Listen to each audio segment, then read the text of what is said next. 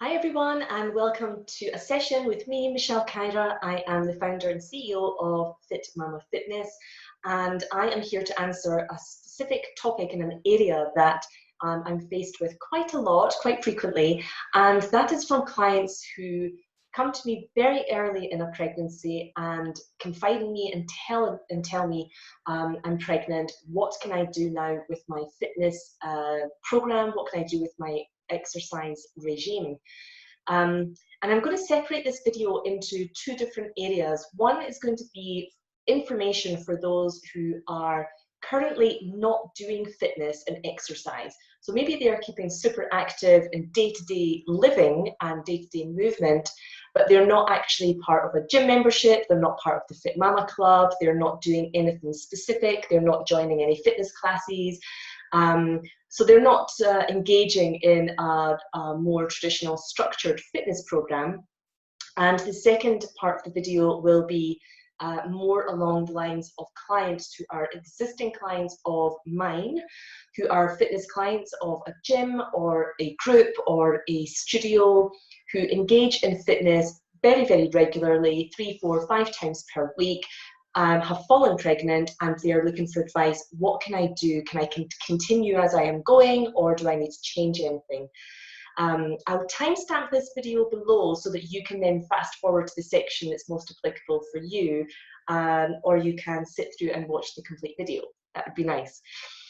So when I am faced with questions from fairly random people who get in touch and say, because I specialise in fitness for mums, when I get a communication from somebody who has never worked with me in the past, hasn't done any fitness with me, and I really know nothing about their history, and they come to me maybe 10, 11 weeks pregnant, and they say, I would like to now start fitness.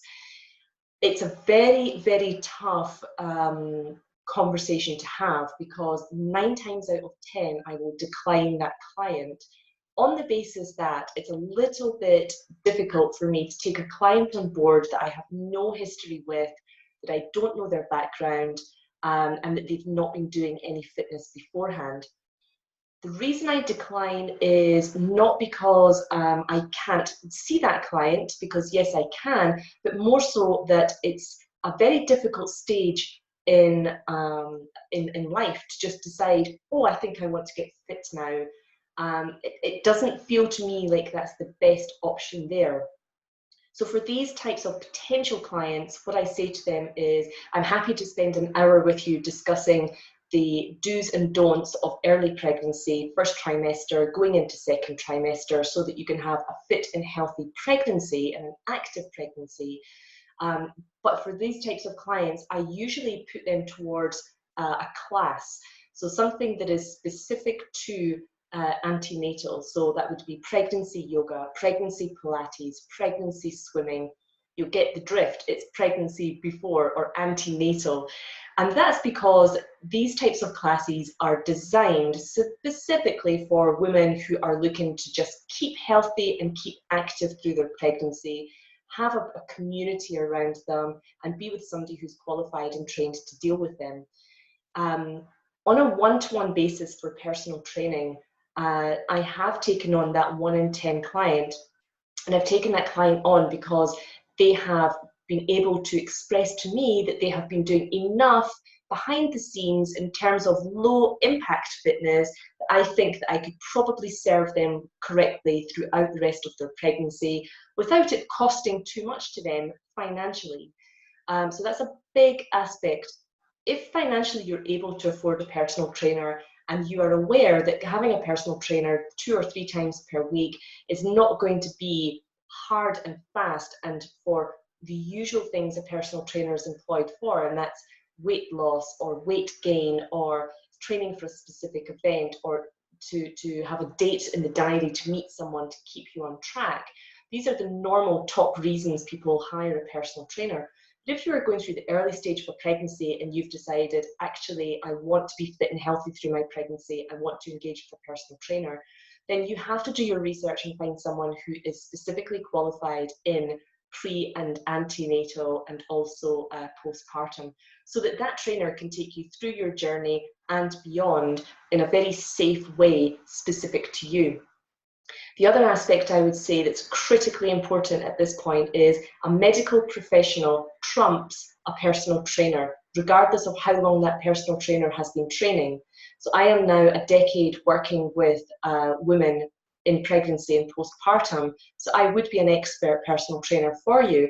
However, if your gynecologist, your GP, your midwife give you specific advice to avoid exercising or to avoid certain activities or fitness levels, those people with medical qualifications, they are the ones you listen to, not the personal trainer. Reasons that they would give you for not going into any hard and fast fitness is simply that maybe you have a high risk pregnancy, maybe you have difficulties showing up in your pregnancy, maybe you have high or low blood pressure, you may have issues with iron levels, you may have severe morning sickness or day sickness, and you may not be in a position where it's possible for you to go into a fitness program. So there are reasons why in the first trimester you should really try and suss out, where am I in terms of my normal fitness journey? Where am I? Am I working out already? Am I not? Is this the correct time to start a fitness regime or not? What is it that I need to do in order to have a safe, fit, and healthy pregnancy? Okay. Clients that do come on board with me who are in their pregnancy, and I have made the decision through consulting them and potentially getting the approval from their medical professional as well, and I'm comfortable to take them on board, we will start very low impact. The sessions will be around 30 to 40 minutes in duration, and they will be extremely low impact, and they will be 100% body weight workouts. In your first trimester, you may have a number of ailments and physical restrictions that come into play that you were not aware of pre-pregnancy. And the first one I'd say is fatigue, and the second one I'd say is the morning sickness. Because of these two extreme elements, you might not be able to do a single thing in the first trimester except get up, go to work, come home, and then veg out watching Netflix. And that's pretty much how you have to be. It's maybe in your second trimester, you get a little bit more burst of energy and you can do a little bit more. So with clients that I take on board in the first trimester that I've never seen before, we start extremely low key. We're not doing fitness assessments. We're not doing high intensity interval training. We are not doing diet checks in order to lose weight. We are doing nutrition, diet monitoring to make sure you're fueling your body correctly. So you take a completely different stance with someone who's coming to you, who is a brand new client, who has never trained before at the first stages of pregnancy. Things to continue doing if you can't afford a personal trainer, or that you've been advised by a medical professional to dial down your fitness in your first trimester especially, and then potentially into your second trimester. Things you can do that are really good and healthy for you is Nordic walking. I'm a Nordic walking instructor, and I cannot tell you how underrated that physical exercise is. It's fantastic. You have poles for your hands, you are marching along, it's keeping you fit and active in terms of a health zone. So you're keeping very healthy with that. You're getting outdoors. You could do a 20, 30, 50-minute walk if you like. You can take that walk into the mountains, the hills. You can do it in urban areas. You can certainly do it around parks. It's a really versatile exercise. Stick in some headphones, listen to a podcast that you like, get some music on that you like, get out there in the fresh air and walk. Now, normal walking, of course, is absolutely fine. Nordic walking for me just adds that tiny element of this is a workout. So on a psychological basis, Nordic walking feels like I'm doing a workout. Normal walking to go to the bank or to go to the local park or to do whatever, it just feels like it's a general walk. So for me, there's a psychological difference between these two things. Swimming obviously is fantastic because because it's weightless and you're not pounding down on either bones, joints, ligaments. Swimming is a very comfortable exercise you can do from start to finish of your pregnancy. Be very careful of the frog kind of breaststroke with the legs. Just be very careful of that, because you don't want to extend the legs too much for the ligaments in your pelvic bone, purely because you don't want to overstretch them. So that's it. So just be careful of that, but a nice swim, there's nothing ever wrong with that. It's highly recommended. Pregnancy classes can be quite expensive, but if you can afford them, going to a pregnancy class is also a really good community build. So things like pregnancy yoga, pregnancy Pilates, and possibly even pregnancy walking clubs, things like that. These are really good social events that you can go to, which boosts you a little bit in terms of knowing other people are in the same situation as you, there are others at the same stage, and you are learning techniques as well for breathing, which is really important. On to clients who are already either a client of mine, or they are frequenting a gym, they have a fitness routine, they are keeping super fit, and they are ready for a fit and healthy pregnancy with exercise involved. These guys are going seamlessly from a fitness routine into a pregnancy and maintaining that fitness routine throughout the pregnancy.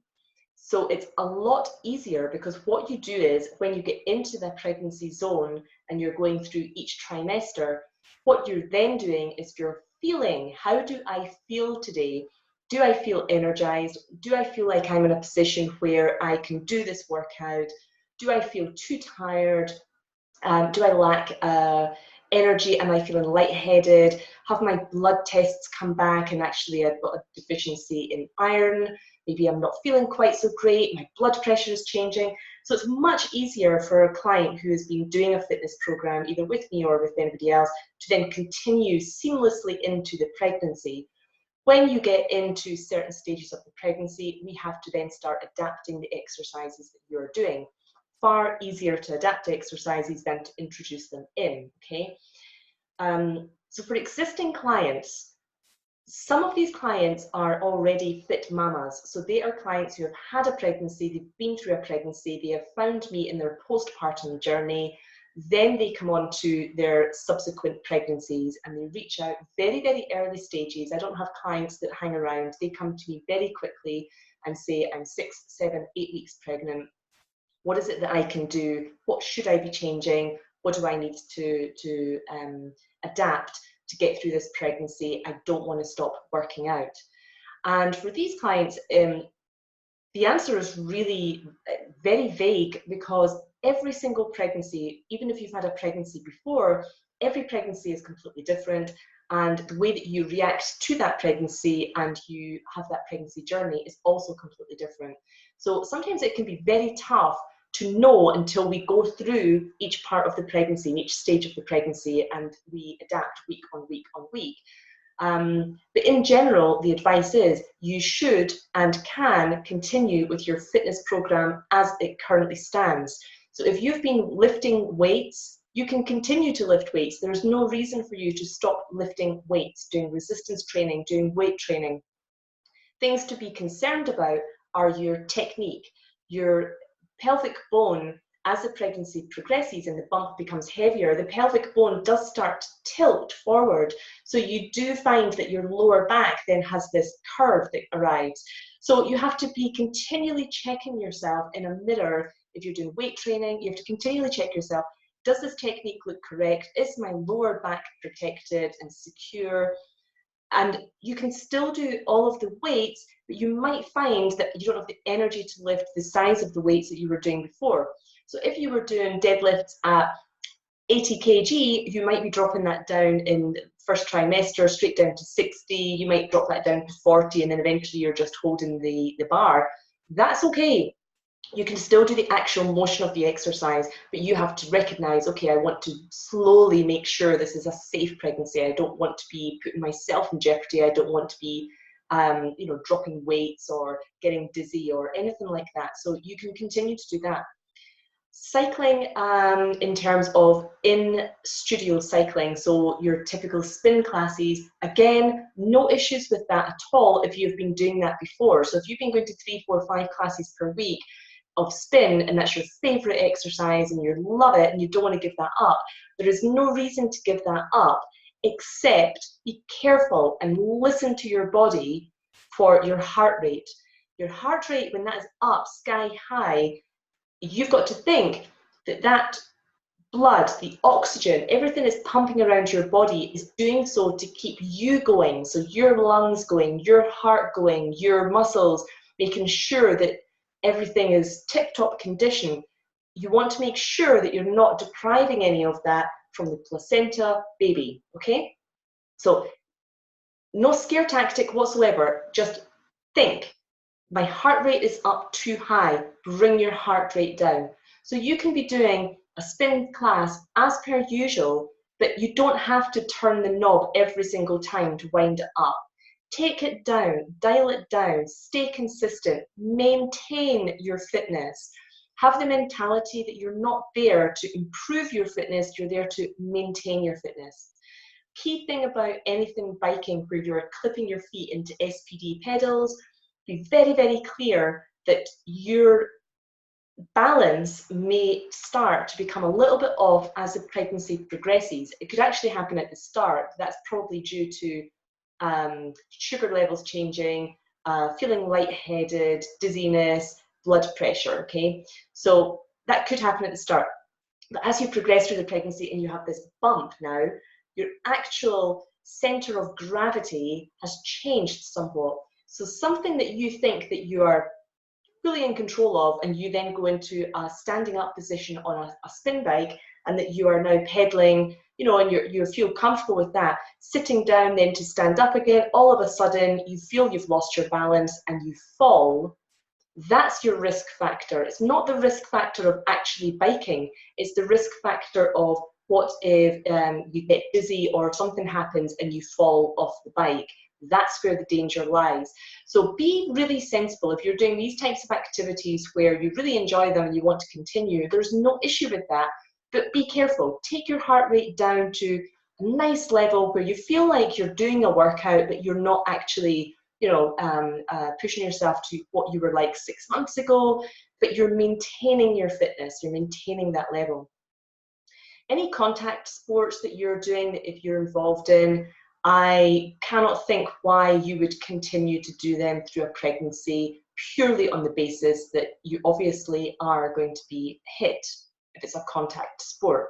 So anything that's contact sport based, you're going to have a serious discussion with yourself to say, is it worthwhile continuing to play rugby when I'm pregnant? And the answer to that is a swift no. You just swap out that workout, that sport event, swap in something else that is still fitness, still activity, but no risk. I mean, this is such a short period of time in your life when you're pregnant. There is no need to be putting yourself in a risk position. So for me, anything that's contact sports, immediately, I think common sense tells you bail out, swap it out, swap something else in that's a little bit more easier on you. Boot camp classes, continue with them. Obviously tell your instructor, or if you're working out in home, take things down a notch. So start to adapt your exercises so that you are able to say, okay, well, I can still do 10 burpees, but I'm going to do my burpees. I'm going to step my feet back at the bottom. I'm not going to kick my feet back. I'm not doing on the floor burpees. And when I come up, I'm going to go super slow-mo on the way up, make sure my head's above heart, things like that. So there's certain cues that you'll have to be aware of as you're working out. Aside from that, you can continue on with what you were doing fitness-wise. You can continue on. Here are the things that will stop you from continuing, and here are some of the ways to kind of avoid them or to deal with them. The first thing is going to be in your first trimester, this wall of fatigue. It's impossible to explain But you will arrive, many pregnant women will arrive at this point where there is just this engulfed feeling of fatigue that you cannot push your way through. It's not like normal tiredness where you can have an early night and then the next day you wake up and you're like, okay, I feel a lot fresher. Or that you can use stimulants during the day, caffeine drinks or caffeine itself, adaptogens, all of these things. You can't be pumping that in the first trimester of pregnancy, because these are things that they're going to have zero effect. Caffeine, for a start, you want to be dropping out, just to make that crystal clear. But this type of fatigue isn't tiredness, it's absolute brick wall exhaustion that you come to. And the reason being is your body is using everything you put into it, all the energy you can put in through your nutrition.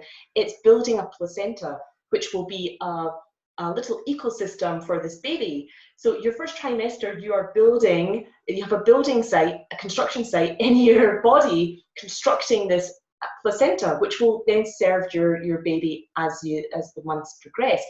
So it's doing a really phenomenal job, but during that period in time, you are exhausted. Whether you've been doing fitness before or no fitness before, when you get to this point, you must listen to your body. End of story. Forget your drive to keep your fitness regime up. Forget all of that. If your body is barely functioning and can just get you showered and dressed in the morning, get you to your bus stop, get you to your work, get you through your day at work without falling asleep at your desk or whatever you do, get you home at night, that's it. You've ticked every box. Well done. Don't put any other additional pressure on yourself to be thinking, I need to be getting to the gym, I've got a 10-minute mini workout to do, I've got this to do, blah.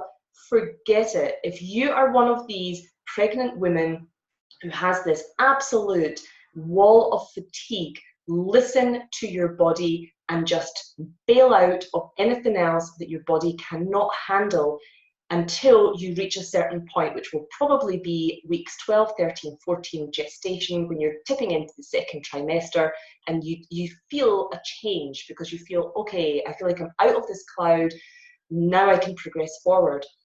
And a lot of clients at this point, they will say, oh my God, I've been working so hard on my fitness for 8 months postpartum with the other child. Now I've fallen pregnant. It was planned, an accident, a little bit too soon, whatever it is, whatever your scenario. You get to this point and they're like, I can't believe this. You know, I just can't work out. I'm going to be doing nothing for weeks and all of that hard work.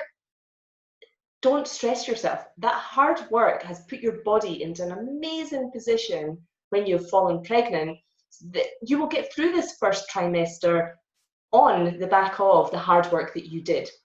The hard work that you did was not in vain. It's going to see you through this first trimester and beyond. So don't despair, okay? Second thing that could happen is this morning stroke day sickness. There's a certain park in Geneva that I cannot even visit because the smell of a plant or a tree or something in that park literally makes me gag. And that's because when I was pregnant, I was training clients in that park. And I honestly, genuinely can't go there anymore. I'm like, feel physically sick. Even smell, a whiff of it makes me feel sick. That first trimester of sickness, and if you are one of the unluckiest women ever to have sickness throughout your pregnancy, you have my sympathies, absolutely. Sickness is a physical constraint to continuing with fitness and activity, because when you feel physically sick and you are running out of rooms to get to toilets, that you are carrying little sick bags with you. If you can imagine when you've ever had a really bad hangover or food poisoning or a sickness bug where you've lay in bed and been sick for 24 hours and then you're like, oh God, I feel much better now, I can get on with life. Can you imagine having that for 12 weeks every single day? How you function as a woman is unbelievable to me. I just don't even know how people do it. I had morning sickness feelings, the sensation, but I didn't have the physical vomiting part. So I don't know if that's a good thing or a bad thing, but certainly the sensation part of it for the first trimester was disgusting. It was awful, it was horrible. You just could barely function. I had the extreme fatigue and I had this sickness. And for me, the sickness feeling, and for me, that was just awful. And it never seems to end. At these times, again, park your fitness, park it. Pick it back up when you feel that you are getting there and you feel better. Don't give yourself any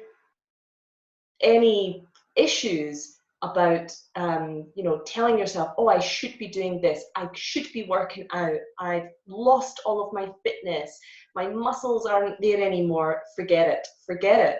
There is absolutely no way that you can get through morning day sickness and be doing workouts and hold down a job and a house and a relationship if you're in one, other children if you have them. It's just impossible. So just take this time to say, I love being pregnant, I don't like this part of pregnancy, but my fitness has to just be put to the side for a minute until I deal with this.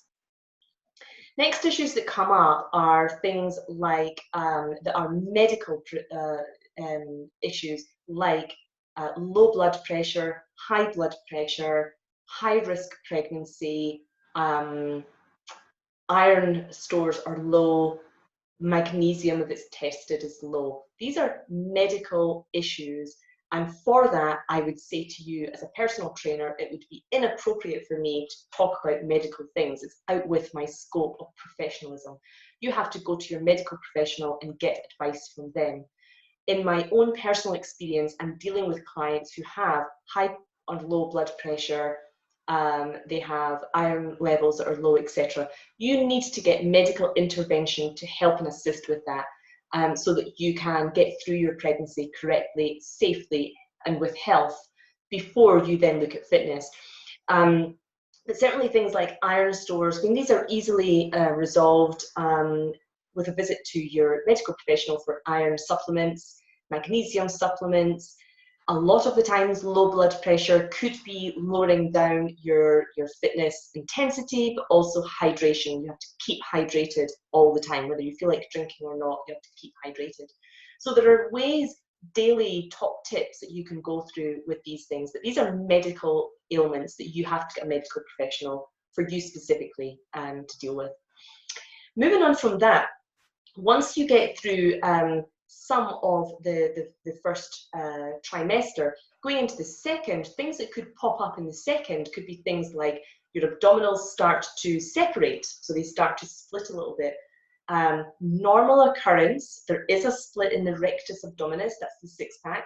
The six-pack muscle fibers run up and down, and there's a natural split in the middle. So when you do fall pregnant and the bump grows bigger, there will be a little split there. You will feel it.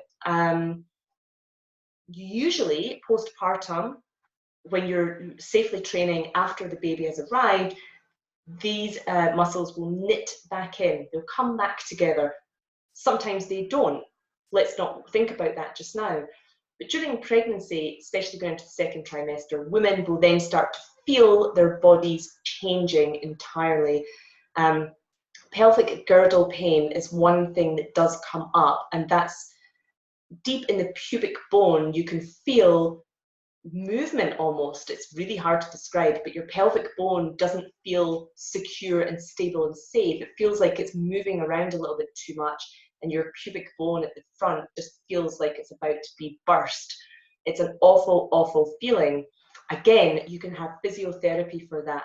Again, that's going medical, not personal trainer. So you go to a medical professional and you explain. And these physiotherapists do have these huge elastic bands that you can put around to hold in your hip bone so that you don't have that movement. That movement is caused by ligaments stretching, and these ligaments are loose and able to stretch because when you fall pregnant, you have very handily a hormone kicks in called relaxin, and that hormone is pumping through your body in order to help you to expand during pregnancy, but also to prep your body for the delivery, the labor part, the labor and the delivery part. Okay, so there's a reason why your body feels a bit looser and your ligaments are looser.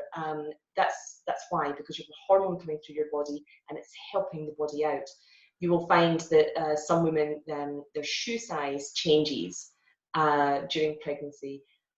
You will find that some women are able to stretch a bit further, maybe in end of their yoga session, Pilates session.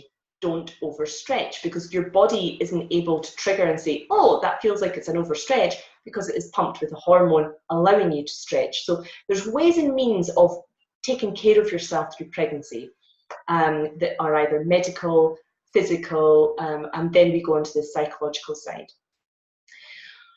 When you get into the later stages of pregnancy, then obviously take very good care of the technique that you're using, the duration of your sessions, and what you're doing in your sessions. You can definitely adapt every single exercise, and all of my clients that I've taken them up. I think the closest to actual delivery and labour was probably 4 days. Towards the end of your pregnancy, you are extremely tired, you are fed up, you are ready for this to be done and dusted, and you're counting down the days. So psychologically, you have to be really strong to get through those last, say, 4 weeks of your pregnancy to get you to the end, because at that point you're like, okay, I'm kind of done with this. Can I just get back to my normal life? So that's the kind of very quick rundown of your pregnancy there. If you're an existing client and you're doing fitness, I'm going to run through some exercises and what you should continue with and what you should avoid, okay?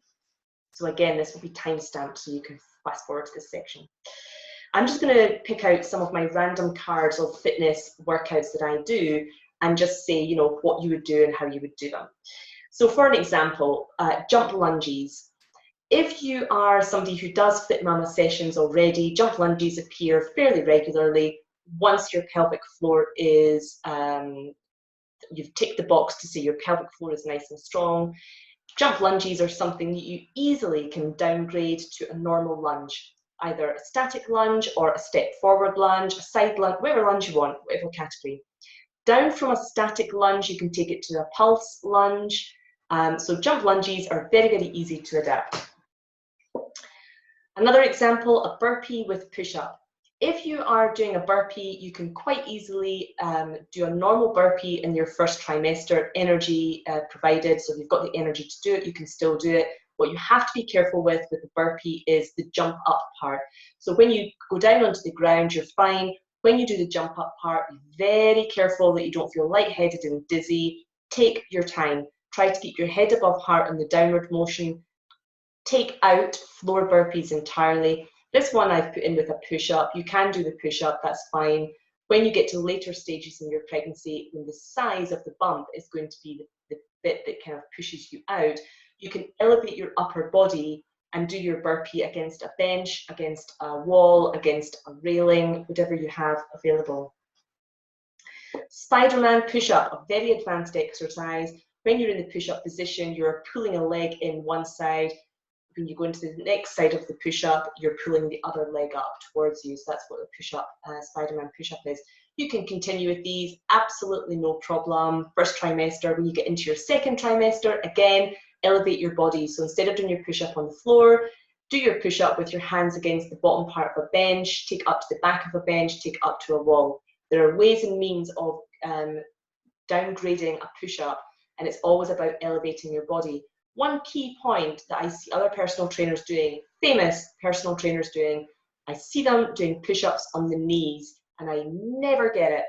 Don't ever in a million years do a push-up on your knees, especially when you're pregnant and you've got a large bump. The damage that you can do to your kneecaps is just insane. It's not correct. Also, when you're in a knee push-up, unless you're under strict one-on-one personal training session, and there's a reason why you should be on your knees and your personal trainer is with you. That's the only exclusion I can ever give. But if you are doing a push-up on your knees, your technique for a push-up actually changes entirely. If you instead keep the plank style technique, so a toe-based push-up, so your toes are on the ground, Your hands are on the ground. If you elevate your upper body and put your upper body into a higher position, you still have the exact same technique as a floor push-up. All you've done is just lift your body up a little bit. Puts less pressure on the six-pack, the abs, which is where your split abs come into play. So it's very easy to downgrade a push-up, but never ever do a push-up on these, okay? This is another advanced exercise. These are just examples that I'm giving you. An inchworm touch with a push-up. Again, the push-up element you can keep in. The inchworm touch you can definitely do. You do slow-mo. So an inchworm touch is where you come down like a squat almost. Your legs are wide stance. You come down into a squat. You put your hands on the ground and you walk your hands out to a plank position. You do your push-up and then you walk your hands back. Your feet are never moving. And then you can stand up gently. So an inchworm touch is one of my top exercises throughout the whole of pregnancy. It's a full body exercise and it's super safe to do. The push-up part, again, you can take that out, no problem. This is an example of an ab-based exercise. This is scissors. So this is where you're traditionally lying on your back firmly on the ground. Your shoulders are pulled up off the ground to encourage the lower back to be on the ground, and your feet are doing, your legs, sorry, are doing a scissors motion. For me personally, I would continue with any ab-based exercises that focus on the six-pack, rectus abdominis. I would be comfortable doing these types of exercises up to and including probably 10, 11, 12 weeks gestation. Once you're coming out of your first trimester and going into your second, I would drop all ab-based exercises that concentrate and isolate the six-pack. There's no need to do it whatsoever. You can still work on your side obliques, still work on your core, and you can still work on your general trunk area, but there's no need to be focusing on the six-pack. The six-pack for me is the area of the split abs. I don't want anybody concentrating on building up or strengthening this middle part of the muscle area, which I actually want to loosen off and make nice and relaxed, so that when my bump grows, I don't have that six-pack forced split, okay? Squat thrusts, again, you're on the ground with this, you're jumping your feet forward, jumping your feet back, forward, back, forward, back. Now, squat thrusts I don't have an issue with through pregnancy, and again, you can elevate your upper body as the bump grows bigger. What I would say to you is, the jumping forward part is okay. I would probably, as the pregnancy progressed, encourage you to step the feet back one at a time, jump forward, step the feet back one at a time. When your bump gets bigger again, you're stepping your feet forward one at a time and stepping your feet back one at a time. Now, the reason for that is jumping forward is kind of safe. Kicking your feet back, you've got the element of, what if my feet slip? What if my feet don't catch on the ground and they slip? Then all of a sudden you're falling into your knees or you're falling into the bump. So for me personally, I say to clients in squat thrusts, yes, you can continue to do them, but step your feet back, jump your feet forward, and eventually you're stepping forward and stepping back. Sit-ups. First trimester, you're okay. As soon as you're getting to the point where you can physically see the bump, drop the sit-ups, no point. There's other exercises you can do for the abs and core. You do not need to be doing sit-ups. If sit-ups appear in your workout, especially in a Fit Mama program, then just look at it and say, okay, I'm going to slip that out, and in its place, I'm going to put in something else, and that could be a side oblique exercise, okay? Or it could be the 100. Mountain climbers, safe throughout the pregnancy. Again, because it's a floor-based exercise and you're kicking your legs back and forward, you elevate your upper body as the pregnancy progresses. Reverse crunch is the second exercise on this particular card. Reverse crunch, take out after the 10, 11 weeks pregnant. Take that out. Anything that's crunch-based, remove. Again, we've got the inchworm touches at the top, so I'll hide that over. Jack planks. This is when you're in a plank position and you kick your feet out like you would in a jumping jack, but your feet are kicking out on the floor, on the floor, on the floor, on the floor. Now, jack planks are okay to do, but you would get to the point where you are stepping your feet out, stepping your feet in. Tab out, tab out, tab out, tab out. Okay, so again, you continue with that. It's a very good functional type plank, and I would certainly recommend continuing with it. You can elevate your upper body, and I would tab the legs out rather than kick them out and jump. Spider-Man, I would continue with entirely. It's very good for side obliques, core, and for balance. For those that follow my program know exactly what a Spider-Man is, so I won't go into a big demo. And then you've got V sit-ups. V sit-ups, take out. No point having V sit-ups in. You can remove them entirely. Jumping jacks, you can take to a lower impact. You just do steps, step out, step out, step out as the pregnancy progresses. But not just the pregnancy progressing. High cardio exercises like jumping jacks, high knees, running on the spot, it's not just is the bump in the way or have I got the energy, you also have to take into the element of pelvic floor. You don't want to be boom, boom, boom, boom, banging on your pelvic floor because you've got a lot of work to do to strengthen that pelvic floor throughout the pregnancy and postpartum. So there's no point doing exercises that are actually doing the opposite and negating the work that you're going to have to do in the future. So jumping jacks, I would fairly early on put them to stepping in and out, because what you're trying to do there is to get a little bit of sweat on.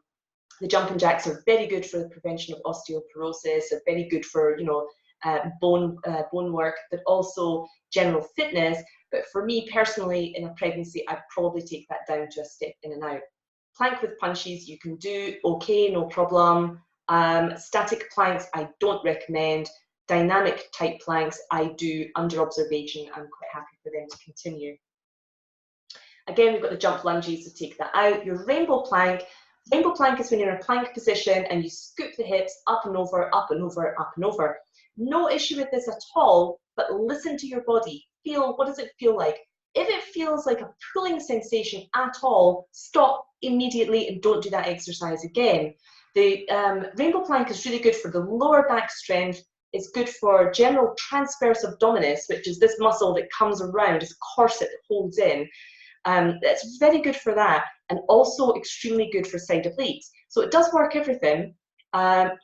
You will feel it on your six-pack, your rectus abdominis, but not overly so that I would rule it out. I would just be very cautious and say to you, be very careful of how it feels. And if it feels okay, continue. As soon as it doesn't feel okay, scooping your hips up and over, come out of it, take it out. Okay, other exercises that you might be doing in my sessions, tricep dips, absolutely continue throughout the whole entire pregnancy, no issues with that at all. Let's see what else there is. Things like farmer's jumps. This is where you do a squat, you jump forward, do a squat, you jump back, you do a squat. Squat part of it is awesome. Don't stop squatting when you're pregnant, but take a step forward, squat. Take a step back and squat, okay? So just dial that down a little bit, but don't stop squatting, it's perfect. Full plank, half plank, take out. After the first trimester, or when you get to 11, 12 weeks, when you start to show, take that out. Lot of pressure on the six-pack at the front when you do planks.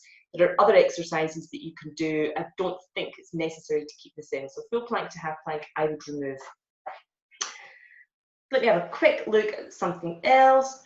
Side planks at the bottom here. Side planks I find okay, but I wouldn't stay in the position for terribly long. I'd probably stay in it just for 15, 20 seconds, then come out and go to the other side.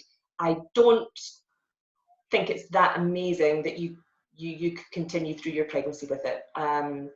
Purely on the fact that it does raise your heart rate quite a bit, and also getting into position and getting balanced probably take you longer to do that than it would to actually be in the position, and time is of the essence. I'd probably do other things for side obliques other than side planks, but no real reason why not to do them. You can keep them in.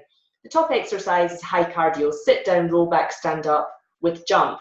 Take it out when you're pregnant. There's no need to be doing that. That's just potentially hurting your back, hurting your abs, making you unbalanced, making you dizzy. So don't do anything that's jumping around up and down, up and down, up and down. In your first stage of pregnancy, it's just not required. And that's about it. These are the general exercises that we do in our sessions. So if you're an existing Fit Mama client and you'll be well accustomed to the names of all of these exercises and you are doing them, then just bear in mind, some of them you can continue, some of them you can adapt, some you could just rule out. And that's about it. Always open to questions and always open to suggestions as well. And there are other personal trainers out there who are personal trainers for the immediate pregnancy stage, and also running you through a pregnancy that are really specific on pregnancy training. So I mean, certainly have a look around and take advice from your medical professional. They are the most important person in the pregnancy to give you advice, purely because they have all of your information in front of them. They can see if you've got high blood pressure, low iron count, possible high-risk pregnancy, if you're an older mother that's fallen pregnant, if you've had a bad pregnancy before, bad delivery before. They are in, they have all that information to hand, so they can give you a very informed decision as to what you should be doing. If everything is ticking away and everything is great and you feel great and everything is no problem, then yes, of course you can continue with your fitness and health regime as you have been doing before, but you're just going to be acutely aware of that doesn't feel right, I should probably stop that, that feels great, I love that and feel energized, and you're going to have to tweak that as you go along. My DMs are open. You're welcome to get in touch with me at any time to ask any questions. If there's any advice that you've got yourself, then put it in. If there's anything you've found to be helpful, then please share it. And I hope this video was useful. If there's anything else you'd like me to discuss going forward, then please get in touch and let me know. In the meantime, I wish you a very safe and healthy pregnancy, and congratulations.